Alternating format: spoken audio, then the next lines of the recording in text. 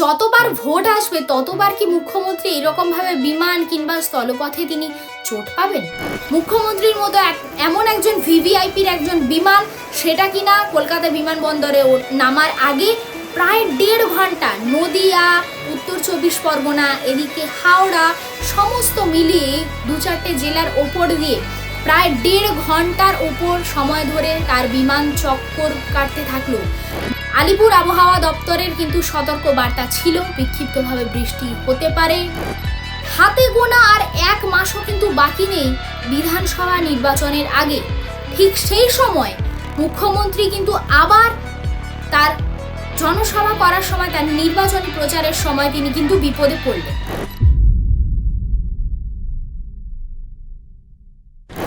Editor, দেখতে পাচ্ছ কলকাতা আন্তর্জাতিক বিমানবন্দরের উপরে কেমন যেন কমলা বা গেরুয়া রঙের বৃষ্টি হচ্ছে বলে মনে হচ্ছে।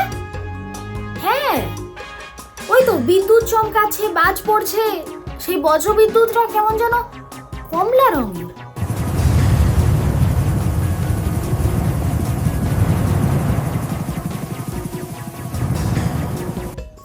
কি বলছো, তুমি দেখতে পাচ্ছ না? আমি তো পরিষ্কার দেখতে পাচ্ছি। ব্যাপারটা বুঝতে হবে এডিটর। বৃহস্পতিবার 26শে মার্চ মুখ্যমন্ত্রীর সভা ছিল, যেই মুহূর্তে বিধানসভা নির্বাচনের আর হাতে গোনা 1 মাসও বাকি নেই। অফিসিয়ালি কিন্তু পশ্চিমবঙ্গের মুখ্যমন্ত্রী মমতা বন্দ্যোপাধ্যায় তার যে নির্বাচনী প্রচার, সেই নির্বাচনী প্রচার কিন্তু তিনি শুরু করে দিয়েছেন। এবং এত কম সময় যখন হাতের মধ্যে বাকি, তিনি তখন বিভিন্ন জায়গায় সভা করতে যাচ্ছেন। আজ মুখ্যমন্ত্রী মমতা বন্দ্যোপাধ্যায়ের জনসভা ছিল হচ্ছে দুবরাজপুর এবং পাণ্ডবেশ্বরে। দুবরাজপুর ও পাণ্ডবেশ্বরে জনসভা করার পর মুখ্যমন্ত্রীর যে প্রাইভেট হেলিকপ্টার, সেই হেলিকপ্টারের অবতরণ করার কথা ছিল কলকাতা আন্তর্জাতিক বিমানবন্দরে দুপুর 3:55 জায়গায় হঠাৎ করে সেই টাইম লিমিট 1.5 ঘন্টা বেড়ে গেল। 1.5 ঘন্টা বেড়ে গিয়ে সেই বিমান যখন অবতরণ করলো কলকাতা বিমানবন্দরে, তখন বাজে ঘড়ির কাঁটায় বিকেল 5:18। মাঝখানে 1.5 ঘন্টা কোথায় ছিল বিমান? মাঝখানে 1.5 ঘন্টা কার্যত আবহাওয়া খারাপ হওয়ার কারণে এখনো পর্যন্ত যা খবর পাওয়া যাচ্ছে, মাঝ আকাশে চক্কর কাটছিল মুখ্যমন্ত্রী মমতা বন্দ্যোপাধ্যায়ের বিমান। এটা কিন্তু প্রথমবার নয়, এর আগেও মুখ্যমন্ত্রী মমতা বন্দ্যোপাধ্যায়ের বিমান থেকে প্রায় পড়ে গিয়েছিলেন তিনি, এবং পড়ে গিয়ে তিনি ভয়ানকভাবে কোমরে চোট পেয়েছিলেন। কিন্তু খুব কাকতালীয়ভাবে এই ভোটের সময়, সেটা লোকসভা ভোট হোক, পঞ্চায়েত ভোট হোক কিংবা বিধানসভা ভোট হোক, এই নির্বাচনের প্রচারের সময় কিংবা ঠিক ভোটের সময়টার মধ্যে মুখ্যমন্ত্রীর সাথে একের পর এক কিন্তু বিপদ ঘটে চলে। এটা প্রথমবার নয়। আগে আপনাদেরকে বলি যে একজন ভিভিআইপি, যখন রাজ্যের একজন প্রশাসনিক নেত্রী, তিনি যখন বিমানে বা হেলিকপ্টারে উঠছেন, তার আগে এক্স্যাক্টলি কিভাবে চেকিং করা হয়। মুখ্যমন্ত্রীর সফরের আগে সবসময় একটা স্পেশাল টিম আসে। সেই স্পেশাল টিম, যে টিমের মধ্যে, যে ইউনিটের মধ্যে থাকে স্নিফার ডগও তাদের মধ্যে থাকে, অর্থাৎ পুলিশি কুকুর। পুলিশের একটা বিশেষ নিরাপত্তা বাহিনীর যে টিম, সেই টিম টোটালটা আসে। তারা কিন্তু বিমানের ভেতরে বাইরে সব জায়গায় স্নিফার ডগ দিয়ে বিভিন্নভাবে চেক করে। তারপর কি করানো হয়? সিলিং, অর্থাৎ মুখ্যমন্ত্রী ওঠার আগে পর্যন্ত টোটাল বিমানটাকে, অর্থাৎ সেই হেলিকপ্টারটাকে যেখানে মুখ্যমন্ত্রী উঠবেন, সেটাকে কিছুক্ষণের জন্য সিল করে দেওয়া হয়। তারপর এয়ার ট্রাফিক কন্ট্রোল যখন সেখানে সবুজ সংকেত দেয়, একমাত্র তারপরেই কিন্তু সেই বিমান বা সেই হেলিকপ্টার সেইখান থেকে ছাড়া সম্ভব। এখানে মুখ্যমন্ত্রীর এই যে ঘটনা আজ ঘটলো, সেটা থেকে সবচেয়ে বড় প্রশ্ন উঠে আসছে যে এয়ার ট্রাফিক কন্ট্রোল সিগন্যালটা, গ্রিন সিগন্যাল বা সবুজ সংকেতটা দিল কি করে? এটিসি বা এয়ার ট্রাফিক কন্ট্রোলারদের ওপর এবার প্রশ্ন উঠে আসছে। সেইখানে তাদের যে কাজ, সেটার উপরে বিভিন্ন প্রশ্ন উঠে আসার কারণটা সবচেয়ে বড় হচ্ছে এইটা, যে যখন কলকাতা আন্তর্জাতিক বিমানবন্দরের মধ্যে এই রকম একটা সিচুয়েশন হয়ে রয়েছে, এই একটা পরিস্থিতি, সেখানে তখন শিলাবৃষ্টি হচ্ছে, ঝোড়ো হাওয়া বইছে, যেটা কিনা আগে থেকেই আলিপুর আবহাওয়া দপ্তর তারা সতর্কতা দিয়েছিল। তারা জানিয়েছিল যে কলকাতা সহ বিভিন্ন জেলাগুলোতে বিক্ষিপ্ত বৃষ্টির সম্ভাবনা রয়েছে, ঝোড়ো হাওয়া বওয়ার সম্ভাবনা রয়েছে। সেখানে প্রায় 50 কিলোমিটার প্রতি ঘন্টার আশাপাশি বেগে সেখানে হাওয়া বইছিল। সেখানে ঝোড়ো হাওয়া বইছিল, শিলাবৃষ্টি হচ্ছিল, বৃষ্টি প্রচণ্ড দমকা বৃষ্টি হচ্ছিল সেখানে। তাহলে এয়ার ট্রাফিক কন্ট্রোল যখন মুখ্যমন্ত্রীর যে হেলিকপ্টার যখন অন্ডাল বিমানবন্দর থেকে ওড়ে, তার আগে অন্ডাল বিমানবন্দরে যে এটিসি তারা যারা বসে রয়েছেন তারা কি কিছুই জানতো না? মুখ্যমন্ত্রীর মতো এমন একজন ভিভিআইপির একজন বিমান, সেটা কিনা কলকাতা বিমানবন্দরে নামার আগে প্রায় 1.5 ঘন্টা নদিয়া, উত্তর 24 পরগনা, এদিকে হাওড়া সমস্ত মিলিয়ে 2-4টে জেলার ওপর দিয়ে প্রায় 1.5 ঘন্টার ওপর সময় ধরে তার বিমান চক্কর কাটতে থাকলো। আপনাদেরকে জানিয়ে রাখি যে মুখ্যমন্ত্রী যে হেলিকপ্টারে যাতায়াত করেন সেই হেলিকপ্টার কিন্তু অত্যন্ত সেফ ক্যাটাগরির একটা হেলিকপ্টার বলে মানা হয়, এবং সেখানে সমস্ত কিছু চেকিংস আগে করা হয় এবং সমস্ত ভিভিআইপিরা কিন্তু এই ধরনের হেলিকপ্টারগুলোতেই যাতায়াত করেন। সেখানে মুখ্যমন্ত্রীর বিমান এইভাবে অবতরণের আগে 1.5 ঘন্টা মাঝ আকাশে এমন চক্কর কাটলো। সূত্র মারফত খবর পাওয়া যাচ্ছে যে এতটা বেশি সময় ওড়ার জন্য সেই বিমানে জ্বালানির পরিমাণ কিন্তু ক্রমাগতই ফুরিয়ে আসছিল। যে বিমান এত তাড়াতাড়ি বিমানবন্দরে পৌঁছানোর কথা ছিল, যখন 1.5 ঘন্টা তাকে এক্সট্রা সেই হেলিকপ্টারকে ফ্লাই করতে হলো আকাশের মধ্যে। এবার বলি অবতরণের কথা।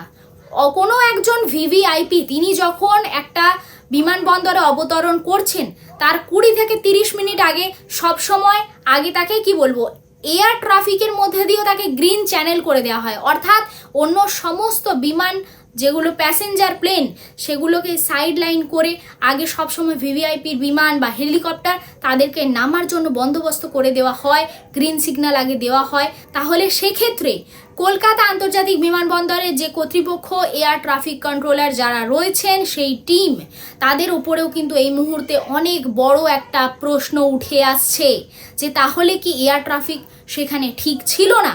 যদি ছিল না তাহলে আগে থেকে বলা হলো না কেন? কেন জানানো হলো না? যেখানে মুখ্যমন্ত্রীর মতো একজন এমন ভিভিআইপি তিনি সভা করে ফিরছেন, যিনি কিনা কলকাতা বিমানবন্দরে অবতরণ করবেন কিছুক্ষণের মধ্যেই।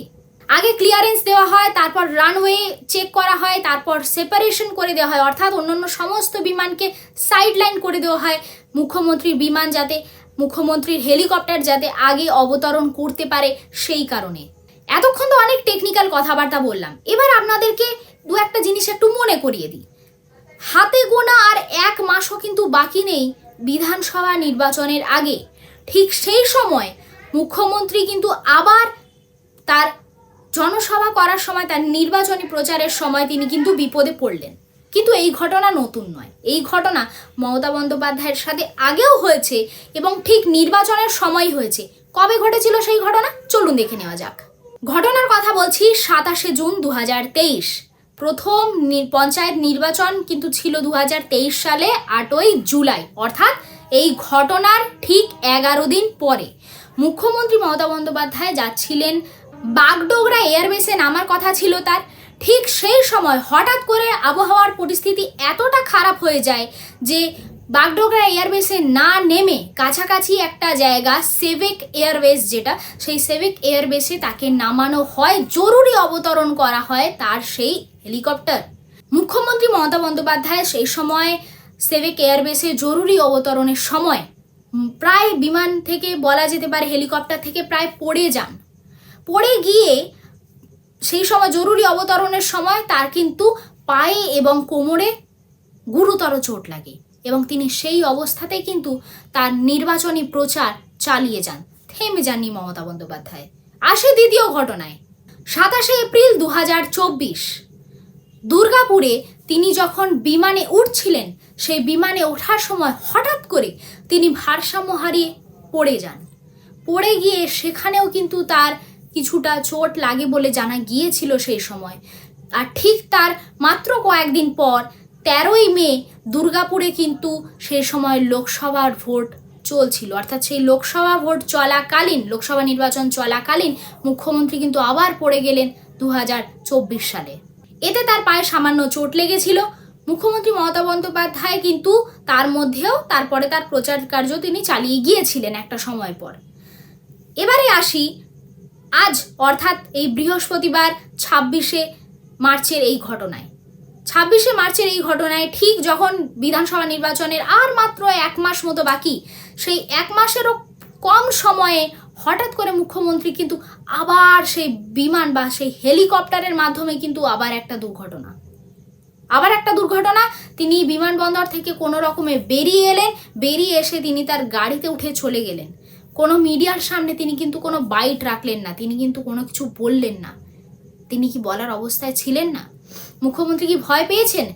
এবার হতে পারে যেই সময়ে দাঁড়িয়ে এই ভিডিওটা করছি আর হয়তো কয়েক ঘন্টার মধ্যে, খুব তাড়াতাড়ির মধ্যে এই ভিডিওটা করছি, যেই সময় ভিডিওটা করছি তার মাত্র আর ঠিক কয়েক ঘন্টার মধ্যেই হয়তো দেখতে পাবো যে একদল রাজনীতিবিদ, সে যেই দলেরই হন না কেন, তারা দেখতে পাবো যে হঠাৎ করে তারা হয়তো তারা আবহাওয়া নিয়ে রাজনীতিকরণ করছেন।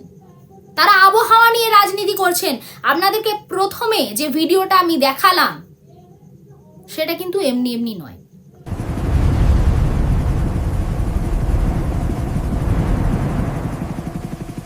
আলিপুর আবহাওয়া দপ্তরের কিন্তু সতর্ক বার্তা ছিল, বিক্ষিপ্তভাবে বৃষ্টি হতে পারে, ঝোড়ো হাওয়া বইতে পারে।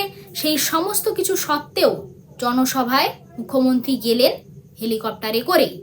ফেরার সময় এখানে এটিসি, এয়ার ট্রাফিক কন্ট্রোলের ওপর একাধিক প্রশ্ন উঠে আসছে যে তারা এই সিগন্যাল দিল কি করে। তাহলে সেখানেও কি কোনো ষড়যন্ত্র হচ্ছিল? সেখানেও কি এয়ার ট্রাফিক কন্ট্রোলের মধ্যে সেই অফিসে, সেই অ্যাভিয়েশনের জায়গাতেও কি কোনো রাজনৈতিক ষড়যন্ত্র হচ্ছিল ভোটের আগে কোনো রকম ভাবে? প্রশ্ন অনেকে অনেক কিছুই তুলবেন। আপনাদেরকে দুটো ঘটনার কথা মনে করালাম এই কারণে, কারণ আরেকবার স্থলপথেও মুখ্যমন্ত্রী চোট পেয়েছিলেন খুব উল্লেখযোগ্যভাবে, সেটাও কিন্তু নির্বাচনের আগে নন্দীগ্রামে তিনি যখন মেদিনীপুরে তার প্রচার সারতে যাচ্ছেন সেই সময়ে কিন্তু তিনি গাড়ি থেকে চোট পেয়েছিলেন এবং খুব উল্লেখযোগ্যভাবে পুরো ভোটের টাইমটা গণনার দিন পর্যন্ত তার পায়ে কিন্তু ব্যান্ডেজ ছিল। তাহলে যতবার ভোট আসবে ততবার কি মুখ্যমন্ত্রী এরকমভাবে বিমান কিংবা স্থলপথে তিনি চোট পাবেন? আর কতবার বিপদে পড়বেন মুখ্যমন্ত্রী? ভাবার বিষয় রয়েছে। ততক্ষণ পর্যন্ত আপনারা একটু ভাবা প্র্যাকটিস করুন। চলে আসবো পরবর্তী ভিডিও নিয়ে খুব তাড়াতাড়ি। ততক্ষণ পর্যন্ত ভীষণ ভালো থাকবেন, সুস্থ থাকবেন। নমস্কার। বেঙ্গলি বাড়ি দেখতে থাকুন আর স্বাধীন, কাঁচিহীন গেরিলা সাংবাদিকতার পাশে দাঁড়ান।